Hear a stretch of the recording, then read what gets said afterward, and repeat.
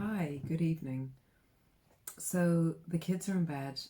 It's about 9 o'clock in the evening. My husband's on the phone, and this is a time when people really struggle.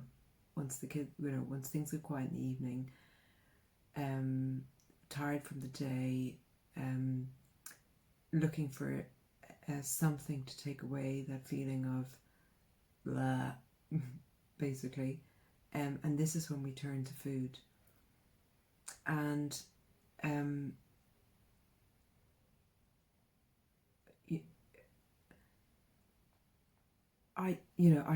everyone who comes to me has been to Weight Watchers and Slimming World, and not that they don't work for some people, of course they do. But if you're like me and you could stick to a diet for a week, or maybe not even a week, and then be back to square one, or if you tell yourself you're going to have one bite of chocolate and you end up eating 5 bars or more, um, um, the normal approach to dieting doesn't work. And what's different about what I did? First of all, it wasn't about calorie counting. I don't suggest calorie counting. It was more. There's a few things about it. Okay, one is getting blood sugar levels balanced. That will reduce cravings, but that in itself wasn't enough.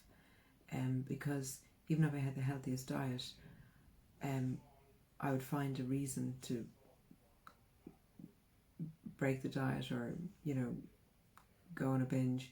So it wasn't just about that. It was about realizing that I needed some, to surrender to some boundaries around food, and that helped me to a point. Again, that's not the whole story either, but definitely eating foods that balance blood sugars, having boundaries around the amount of food I ate. But I think most important is changing the script in our head. Accepting that I can't eat like my husband. He'll sit down and have popcorn after dinner, followed by biscuits, followed by peanuts, whatever. He just, snacks in the evening. And I can't do that. I can't do that, because that would be the beginning of leading to the floodgates opening, and I wouldn't be able to stop. There's no problem with snacking. There's no problem with sugar. But when you're like me and you can't stop eating it, and it made me so depressed, ashamed, low in myself, that's when it becomes an issue. And that's the reason that or I suppose, if that's your story, you're the person that I really want to help. I want to let you know that there is a way out of this. So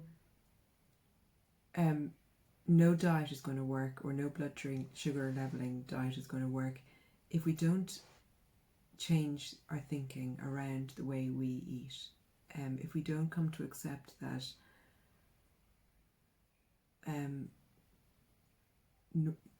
the way we see normal people eating doesn't work. Well, it certainly doesn't work for me, and it doesn't work for many of the people I work with. Believing the idea that this time it'll be different. This time I'll just have one square and I'll leave it at that. That just never worked for me. Or, I'll start tomorrow. To hell with tonight, I'll start tomorrow. I'd have the best intentions to start tomorrow, but I never could. What else would be an idea that, or that one day I'll just, when I've lost all the weight, then I'll be able to start eating normally again. That wasn't the case for me. So it's our whole identity that needs to change. There needs to be a shift. It's a bit like if you were a smoker, a heavy smoker, and you want to stop smoking. You wouldn't say to yourself, well, I'll have one every now and again. You'd know that one every now and again would lead to more and more, and the next thing you know, you'd be smoking packs if you were a hardcore smoker. So it's a bit like that with food. And that's the way, so in the evening, and it's only like this at the beginning when we're starting.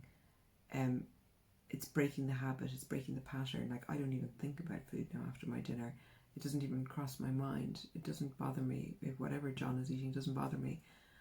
But at the beginning, it was really tough to break that habit because it was so automatic. But it can be done.